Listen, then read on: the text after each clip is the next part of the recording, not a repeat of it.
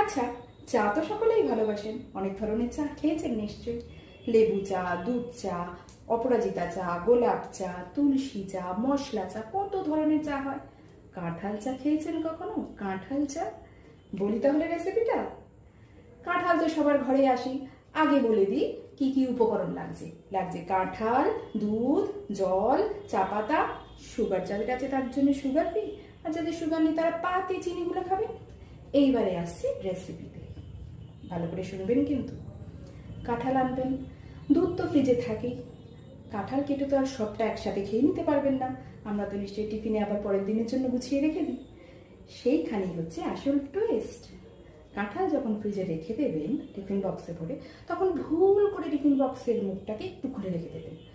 ঠিক করে নয় কিন্তু, ভুল করে, এটাই হচ্ছে আসল কথা। এইবারে সারা রাত ধরে দুধে আর কাঁঠালে মাখামাখি প্রেম হবে। তারপর সকালবেলা উঠে সেই দুধ দিয়ে চা করবেন। আহ, তৈরি হয়ে যাবে কাঁঠাল চা।